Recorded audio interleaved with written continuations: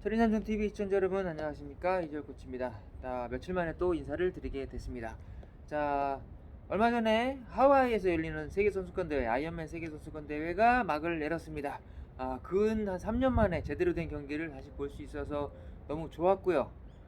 너무 반가웠지만 한편으로는 또 대단히 좀 생소한 이름들이 너무 많아서 또 놀라기도 했고, 또 제가 이렇게 해서 세월이 또 가는구나, 또 한 세대가 저무는구나, 이런 느낌이 들어서 또 짠하기도 했던 그런 날이었던 것 같습니다. 저는 운 좋게도 여자 프로 경기, 남자 프로 경기를 다 봤습니다. 또 유튜브를 통해서 또 몇 번을 또 계속 봤는데, 예전에 저는 그 92년도 마칼렌이 우승하던 그 대회 프로그램을 그때 SBS가 창사 특집으로 한번 다큐멘터리로 내보낸 적이 있어요. 그걸 녹화해가지고 1000번을 넘게 본 적이 있습니다. 1000번을. 그 정확히 1000번을 넘은 건 확실해요. 왜냐면 1년 동안 하루도 안 빼고 그 2번, 3번씩 계속 봤으니까.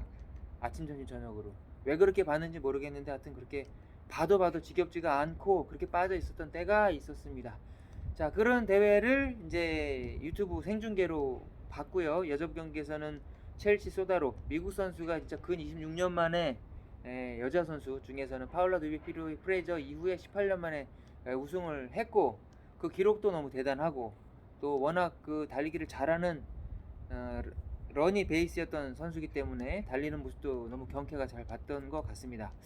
자, 근데 문제는 남자인데, 남자 경기에서는 정말로 제가 이전에 다른 지역 대회 아이언맨에서도 언급을 했던 디틀레브라든가 루디라든가 이런 선수들이 두각을 나타냈어요. 그리고 전통적으로 가장 그 강세를 띄었던 미국 선수가 좀 없어서 좀 안 됐지만, 많이 은퇴를 하고 또 새로운 선수가 올라오고는 있지만 루디 선수 빼고는 아직까지 그렇게 좀 랭킹에 오를 만한 선수가 없었던 게 좀 아쉬운 것 같습니다.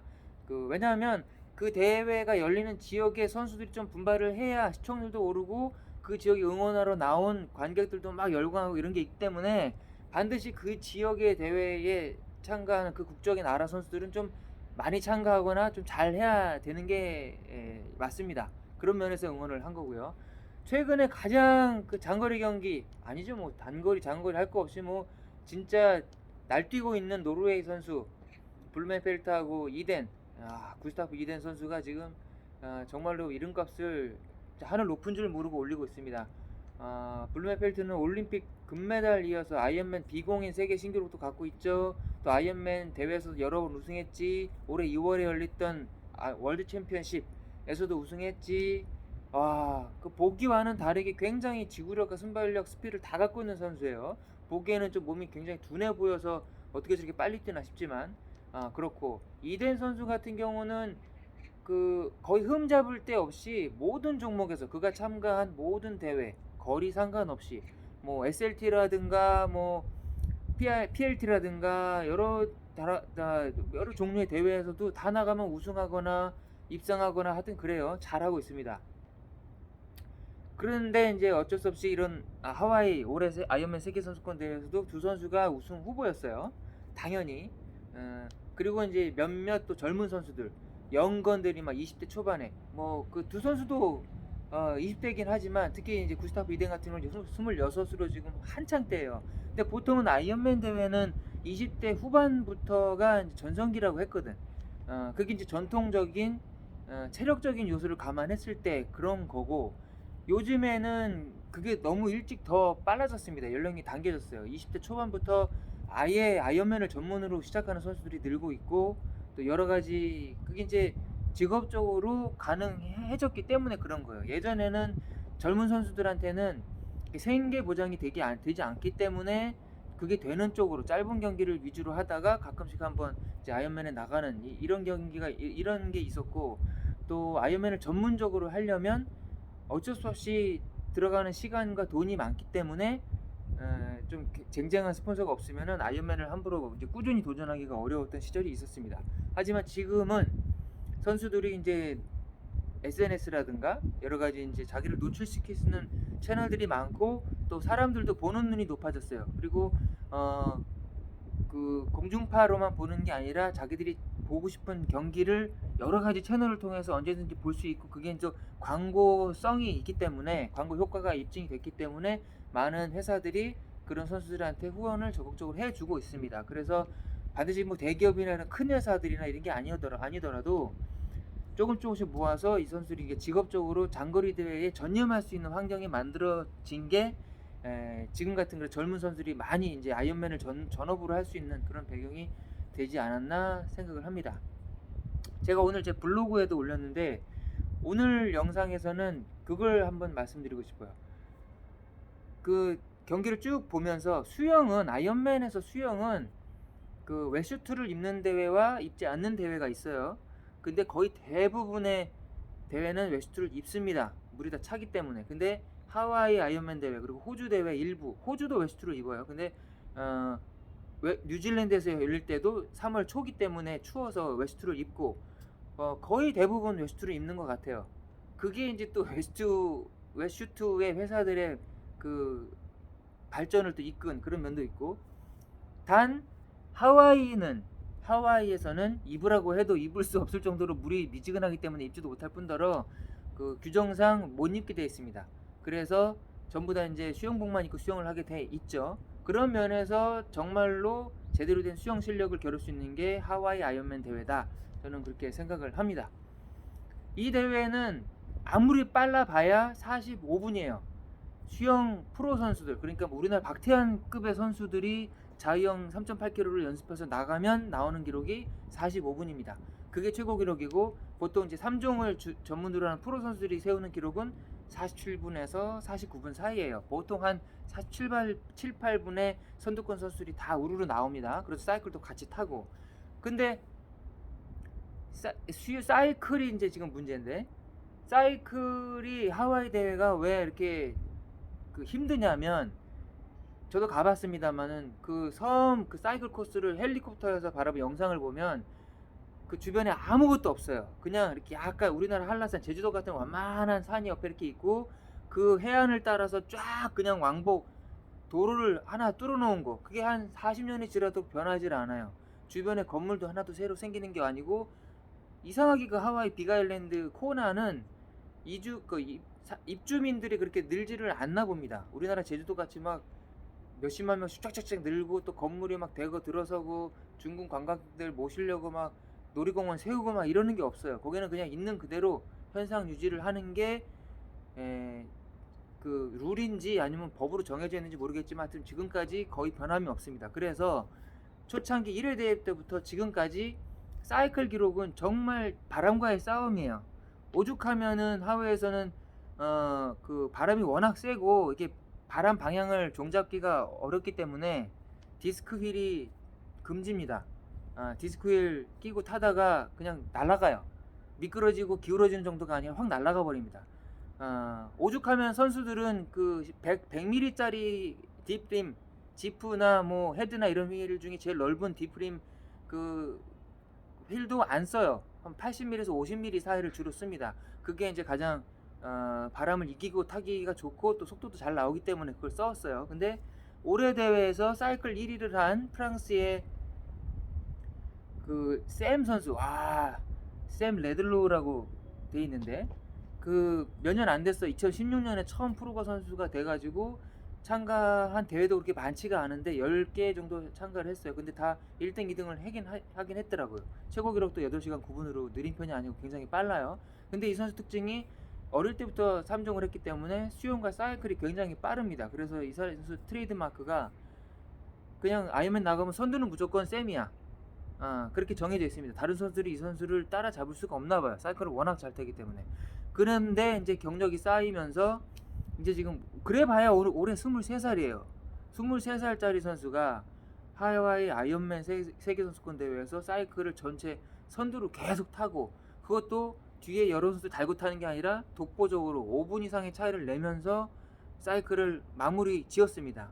그러면 보통은 예전에 뭐 그렇게 똑같이 했던 선수가 있었어요. 독일의 볼프강 디티리하고 제가 좋아하는 선수인데, 그 선수도 그런 식으로 경기를 했는데 보통 마라톤 10km 이전에 다 선수한테 잡혔어요. 그 잡은 선수가 주로 마칼렌이었어서 그렇지 안 잡힐 수가 없는 신이죠, 신. 그 선수한테 잡혔어요. 그래도 마라톤을 뭐 3시간에는 항상 뛰었던 볼프강이기 때문에 그게 트레이드 마크가 됐어요. 사이클을 선두로 내리면 이제 마라톤까지 우승하기는 힘들다. 근데 그걸 깬 게 이제 그 노만 스테들러였죠. 독주를 해가지고 우승을 해버리고 그렇게 하고 나니까 이제 이게 가능하구나 이렇게 인식이 된 거예요. 그래서 여러 선수들이 사이클에 좀 더 올인을 하고 그렇게 열심히 타고 또 마라톤까지 더 빨리 뛰고 이런 거를 계속 훈련을 통해서 습득을 하다 보니까 오늘과 같은 결과가 벌어진 겁니다. 거의 마라톤 한 5km 남겨놓을 때까지도 느리지도 않은 페이스 2시간 44분을 달렸으니까 어마어마한 페이스로 달렸는데 그걸 또 잡아버린 선수가 노르웨이의 구스타프 이덴 선수 아니겠습니까?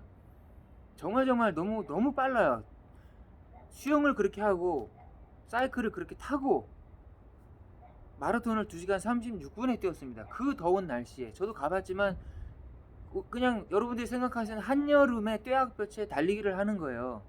그러면 뭐 양산을 안 쓰고 걷기도 힘든 그런 날씨에 마라톤을 해서 2시간 36분, 2시간 40분을 이렇게 달린다는 거는 정말 웬만한 정신력이나 웬만한 훈련을 하지 않으면 할 수가 없는 그런 기록입니다. 그래서 불과 5년 전까지만 해도 그런 기록, 그러니까 2시간 39분, 36분 파트릭 랑리에나 이런 선수들 같이 독보적인 기록을 내는 선수들은 그 사람 하나였어요.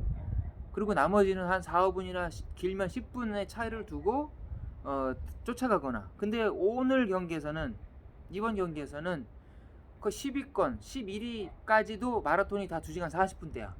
2시간 50분대 한 2명 있고요. 사이클이 다 4시간 10분 안쪽입니다. 4시간 11분, 15분. 1위를 한 샘 러들레오는 4시간 4분. 우승한 그 이덴과 그 블루멘펠트는 4시간 11분. 바람이 약간 적었다고는 하지만 아무리 그래도 그렇게 타고 그렇게 달릴 수가 있는지 아무리 생각을 해도 이해할 수가 없습니다. 이거는 어떻게 된 거냐? 아이언맨이 거리는 딱 정해져 있고 하와이에 한정을 해서 장소도 똑같고 날씨도 똑같고 매년 같은 시기에 열리니까 다를 게 별로 없어요. 그날 다른 바람의 여파가 좀 있긴 하지만 그것도 아주 센 날 아니면 거의 비슷한 기록이 나옵니다. 그게 4시간 20분이었어요. 20분 정도 왔다 갔다. 근데 지금은 4시간 10분 안쪽으로 들어갔죠. 4시간 10분 왔다 갔다가 이제 선두 그룹의 기록이 형성이 됐습니다.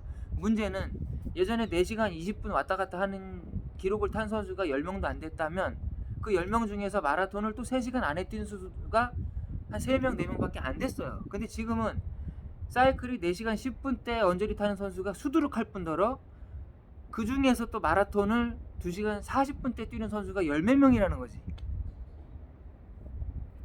그러니까 앞으로 아이언맨에서 7시간을 깰 수도 있다는 그런 가능성이 보이는 거예요, 눈에. 이건 될 수 있겠다.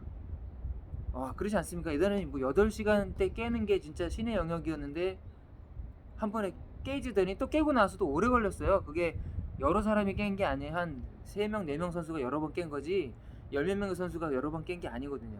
근데 지금 추세를 보면 블루멘펠트가 뛰었다면 7시간대지 구스타프 이덴도 이제 하면 또 그렇지 하퍼연맨도 그 반쪽도 안 되는 3시간 초반에 막 달려버리지. 얀도 당연히 7시간대 여러 번은 뛰었지. 그러니까 샘 또 우리가 모르는 선수들 유명하지 않은 프로 선수들이 어디 대회 나가면 다 7시간대예요 요즘에는. 그만큼 스피드가 이루어졌고 이렇게 된 이유를 저는 이제 여러분들하고 얘기하고 싶은 게 그거예요. 어떻게 이렇게 기록이 계속 빨라질 수가 있냐. 예전에 선수는 열심히 안 했냐. 요즘에 선수만 열심히 하냐. 그리고 지금 선수들이 더 젊어졌고 그건 있겠네. 예전에 그 전성기 했던 세계적인 아이언맨 선수들보다 지금 선수들이 훨씬 젊습니다. 어린 건 맞아요. 그게 또 하나 원인이 될 수도 있겠고. 이건 내가 미처 생각 못했던 건데 말하다 보니까 나오네요. 또 하나는 이제 장비를 원인으로 뽑지 않을 수가 없는데 그 장비를 제가 소재가 쇠에서 알루미늄, 마그네슘, 티타늄, 또 이제 카본 이렇게 가면서 가벼워진 거는 맞고 또 하나는 이제 형상이 더 이제 에어로다이나믹하게 바뀌었다는 것도 있고, 또 휠도 그렇고 여러 가지가 있지만 그 재료 때문에 가벼워진 것보다는 저는 그 선수들이 사이클을 하는 자세 때문에 많은 부분 기록이 단축됐다고 봐요. 그러다가 10분 이상이 확 단축된 거는, 그리고 그 10분 이상을 단축한 선수들 수가 확 많아진 거는 저는 그 에어로다이내믹, 그러니까 페달링하는 자세 때문이라고 봅니다. 제가 이전에 영상에서는 뭐 스키 자세로 타서 팔꿈치가 무릎하고 가깝게 이런 자세를 유지해야 큰 힘을 낼 수 있고 빠르다 이렇게 말씀드렸고, 그게 공기역학적으로는 맞아요. 그리고 실제로 그렇게 타서 빠른 게 맞습니다. 근데 지금 나오는 시스템은 뭐냐면, 마라톤을 염두에 뒀을 때 마라톤도 훨씬 더 빨리 뛰어야 되기 때문에 이 등 근육 숙였을 때 이제 많이 늘어나는 엉덩이부터 등 근육, 목 근육까지 이게 많이 무리가 가면 안 된다는 게 나왔나 봐요. 그래서 선수들이 지금 보시면 무릎하고 팔꿈치 사이가 많이 떨어져 있고, 그리고 상체도 많이 올라가 있습니다. 공기정을 줄이겠다고 팍 숙여서 타는 게 아니라 적당히 들고 등에 무리가 가지 않을 만큼 이제 상체를 올립니다. 대신에 앞으로 많이 빼죠. 그래서 옆에서 봤을 때는 공기정이 그렇게 크게 느껴지지 않을 정도로 뻘떡 쓴 게 아니라 앞으로 수평을 유지하면서 이제 팔꿈치를 멀리 뒀기 때문에 호흡도 편하고 등도 편하고 페달링도 편하고 이렇게 되는 것 같아요. 일석삼조인 거죠. 그러면 핸들을 앞으로 빼고 올리면은 왜 페달링이 편해지느냐? 근데 이 자세는 지금 이제 선수들이 여러 명이 이제 보편화돼서 그렇지 90년대부터 그런 자세를 취하고 사이클을 탄 선수가 있었습니다. 단적인 예로 칠레의 영웅인 크리스찬 부스토스가 작은 키에도 사이클을 그렇게 잘 타고 마라톤을 잘했던 이유가 그거였어요. 그 선수는 키가 워낙 작기 때문에 남들처럼 웅크리고 타면은 너무 부담이 심한 거죠. 짧은데 많이 굽히면 이제 근육이 늘어나는 정도도 크니까 굉장히 힘들었던 거죠. 그래서 자기가 연구하다가 지금 선수들이 타는 만큼 핸들을 많이 올리고 앞으로 빼고 거의 막 쭉 온몸을 펴서 페달링을 하듯이 그렇게 사이클을 탔었습니다. 근데 그 자세를 지금 선수들은 이제 보편적으로 할 수 있고, 또 가벼워진 장비에 더 편한 팔꿈치 받침대죠. 에어로바. 에어로바도 이제 여기 팔꿈치만 받치는 게 아니라 전환을 전부 다 받치는 넓은 면적으로 받침이 생겼고, 그러다 보니까 이제 여기 더 힘을 실을 수가 있는 거죠. 예전에는 여기만 딱 받쳐주면 체중을 많이 실을 수가 없잖아요. 여기가 아프니까 오래 눌리면, 그렇죠? 대신에 이제 넓게 받쳐주면 그만큼 부담도 덜해지고 체중을 팔꿈치에 온전히 실어서, 그리고 앞으로 밀리지 않게 이 핸들 각도를 약간 이렇게 올려서 딱 버텨준다는 거죠. 예전에 이렇게 내리면 자꾸 이렇게 밀려요. 땀이나 뭐 이 스키 때문에, 그리고 체중 때문에 쭉 밀려. 조금 타다 보면 밀리고 땡기고 또 안 밀리려고 이걸 꽉 잡고 있고 그래서 힘이 들어가죠. 어깨나 목에. 그걸 이제 감수하고 탔는데 지금은 이걸 딱 들어버리고 막아버리니까 그냥 힘 안 들이고 힘을 빼도 그냥 그 구조적으로 딱 앞으로 안 나가게 막히는 거예요, 상체가. 그러니까 그 막 딱 앞으로 막아주는 이 힘을 온전히 사이클링 페달하는데 돌릴 수가 있는 것이고, 또 허리도 지나치게 굽히지 않고 살짝 폈기 때문에 그 부드러워진 유연성을 가지고 다 페달링을 하기가 더 편해졌다는 거죠. 안장도 예전보다 많이 앞으로 와 있고. 그러니까 전체적으로 엎드려서 자전거 타는 그런 자전거 있잖아요. 그런 개념을 약간 세웠다고 보시면 될 것 같아요. 부담을 전체적으로 줄이고 그걸 다 다리로 몰아주는 그런 지금 형태로 사이클을 타고 있다고 보시면 될 것 같습니다. 그래서 사이클이 전체적으로 빨라졌고, 또 한 가지는 보급소 문제가 있어요. 예전같이 그 경기 중에 이렇게 막 보급품을 막 속도를 줄여가면서 많이 먹고 배불리게 먹고 막 에너지 채워야 된다 이런 게 없어졌어요. 그 몰텐을 비롯한 요즘 나오는 모든 그 에너지 푸드, 전해질 식품, 그다음에 음료 이런 것들이 그냥 그 경기 시간을 오랫동안 지속할 수 있게 만들어준 것 같습니다. 그래서 보급소를 일일이 다 들리지 않고, 들리더라도 그냥 맹물만, 수분 보충용 물만 집어서 바로 계속 속도를 줄이지 않고 달릴 수가 있게 된 게 전체 기록으로 따지면 벌써 그게 한 5, 6분을 세이브할 수 있는 거거든요. 매번 속도 줄였다가 또 가속하는 에너지 소비도 그렇고, 그런 걸 다 종합해서 지금 보면 거의 대부분의 선수들이 프로 선수들하고 하면 아이언맨 나가면 4시간 초반을 탈 수 있는 거. 또 그렇게 등 근육에 부담이 없이 사이클을 타니까 달리기에서까지 또 기록이 또 좋아지는 이런 부가적인 효과까지 나오고 있는 거라고 저는 생각을 합니다. 여자 선수들의 기록 폭도 크지만 남자 선수들의 기록 폭이 굉장히 크고 그 범위가 굉장히 넓어졌다. 예전에는 한정적인 몇 명의 선수만 내던 기록을 지금은 프로 선수라면 다 내는 그런 기록을 만들고 있다. 이렇게 저는 보고 있습니다. 제 분석이 맞는지 모르겠는데, 그리고 하와이에서의 사이클 기록이 왜 중요하냐면, 다른 지역의 아이언맨 대회는요, 사이클을 타보신 분들 많겠지만 그렇게 그 한 방향으로 가면서 내내 바람을 받는 대회는 하와이밖에 없어요. 우리나라 제주도에서 이렇게 한 바퀴를 돌면은 한쪽 방향은 계속 맞바람이고 한쪽 방향은 뒷바람인 것처럼 하와이는 그렇습니다. 갈 때 맞바람, 올 때 뒷바람, 아니면 그 반대. 계속해서 그렇게 힘을 써야 되기 때문에 대회가 힘든 거예요. 근데 다른 대회는 왜 뭐 7시간 초반 때도 나오고 7시간 30분 때도 나오고 사이클이 막 3시간 55분 때도 나오고 이러냐면, 사이클을 이제 뺑뺑뺑 몇 바퀴, 한 3바퀴, 4바퀴, 5바퀴까지 돌리는 대회가 있고, 거길 적응하다 보면 당연히 기록이 빨라지는 건 맞죠. 그리고 보고서 문제도 아까 말씀드린 그런 게 있고, 거기다가 바람이 일단 영향이 없으니까 디스크 휠을 낄 수 있다는 거. 그게 굉장히 큰 이점이 아니었나 이렇게 생각이 됩니다. 그리고 마지막으로 올해 그 하와이에서 첫 선을 보인 헤드, 그 에어로휠 만드는 회사죠. 그 헤드사에서 첫 선을 보인 Z180이라는 휠이 있는데 1위를 한 사이클 기록 4시간 4분으로 코스 레코드를 세운 샘 선수하고, 그 다음에 마그누스 디틀레브 선수하고 또 몇몇 선수가 또 썼어요. 그 휠을 쓰고 있어요.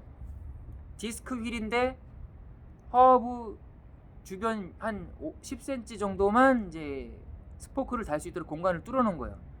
그러니까 전체적으로 보면 디스크 휠 플러스 그 디프림 휠인데, 에어로 휠인데, 이제 공기역학적으로는 이게 더 좋은 것 같다.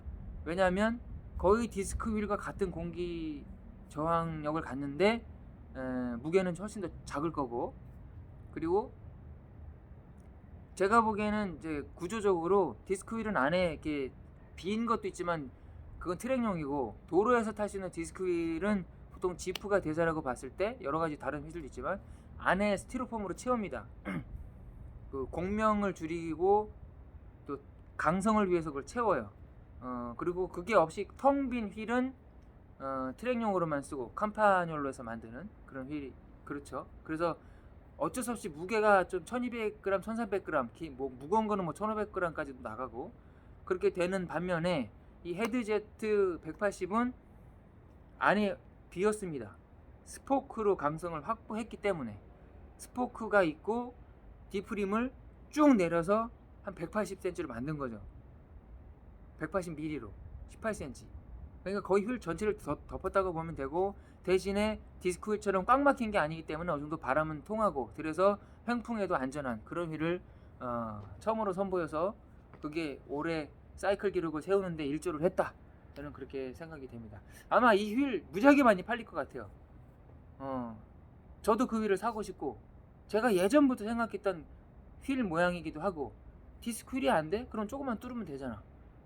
그렇게 만든 휠이, 이번 휠이 이렇게 생겼습니다. 여러분도 그 한번 보시고 알아보시고 이거다 싶으면 사시는 게 좋을 것 같아요. 자기 기록 단축에는 뭐 짧은 거리에 별 차이가 없겠지만 아이언맨 같은 코스에서는 분명히 기록 단축 효과가 있을 거라고 생각이 됩니다. 자, 이렇게 해서 여러 가지를 종합한 끝에 올해 2022 아이언맨 세계 선수권 대회를 본 소감은, 점점 더 세계와의 격차가 벌어지고 있다. 우리나라는 그렇게 생각이 들고, 또 젊은 선수들이 전업을 하고 프로 선수가 될 수 있는 환경이 진짜 안 되는 건가? 이런 생각을 또 하게 됩니다. 자, 오늘도 영상 봐주셔서 감사하고요. 제 블로그도 한번 같이 봐주시고 댓글 남겨주시면 감사하겠습니다. 자, 좋은 하루 되세요.